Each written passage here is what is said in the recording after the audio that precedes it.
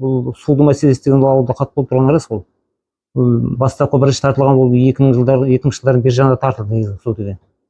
Ол кезде енді 87 миллион ақша талды да, енді артынан ол жағында мен точно білмеймін. Ол кезде мен бұнда жұмыс жасамаймын. Мен жұмыс жасағанда мына 2017 жылы мына Нұрболсын жеке кәсіпкер Нұрболсын суды жеңіп алды. Одан кейін пандемия болып кетті, ол қайтыс болды, негізі жеке кәсіпкер болып жасаған екен. Одан кейін енді ол мұрагерлікке бергісі келді, бірақ мұрагерлікке жеке кәсіпкер болғаннан кейін ол жаңағы тоғыма бірден ашу керек екен. Сосын екі арада мұрагерлікке берілмей қалды. Сол жаңағы документальный сол жағынан кішкене қиындықтар болды, аударып жүргенде мұрагерлікке. Содан кейін барда 2021 жылы осыны Көлсай деген мекеме жеңіп алды. Көлсай жеңіп алды, сосын 2023 жылы бұлар жұмысты бастап кетті. Негізгі несі құрылыстың аяқталуы осы жылдың 1 желтоқсан аяқталу керек.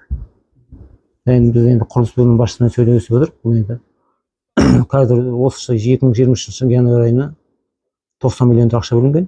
Одан кейін осы жақында 53 миллиондай ақша бөлінген. Барлығы сол 130 миллиондай ақшасы қазір түсіп тұр.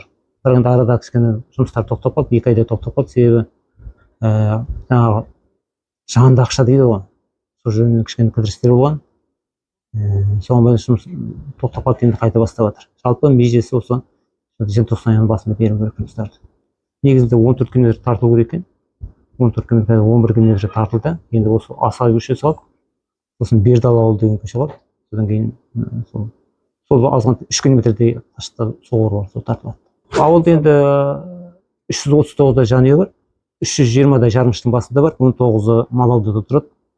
2016-дай тұрғын бар.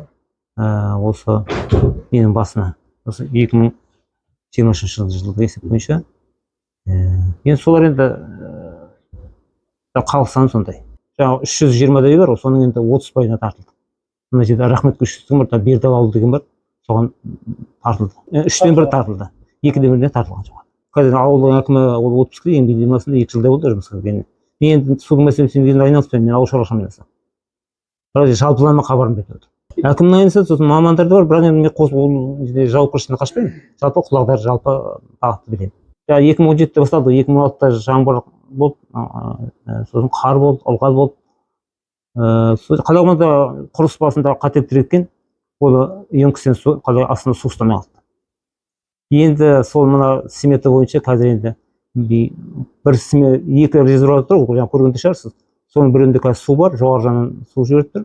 Екіншісі су жоқ, оны бұзады не, сосын тағы да жаңадан енгізеді. Бітпей қалса құрылыс бөлімі жауап береді, ауыл әкімі жауап береді. Біз жауапкершіліктен қашпаймыз. Тағы бір мәселе мына дарияға байланысты кешегі. Ауызсу мәселесі. Мына енді қазір күн жылды ғой, 40 күн жылды. Дария деген мекеме ол сол 2000 жылдың бер жағында құрылды.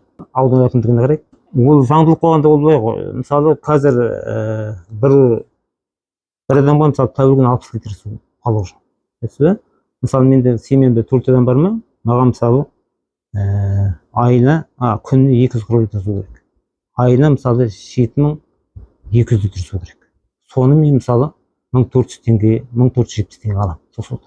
Ал одан нормадан артық кетсем, онда маған жаңағы әр текше метрін мысалы 721 теңгеден береді.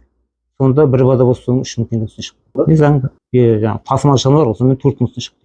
Мен ол тариф па беккен, ол монополиямен бекітіледі ол тариф.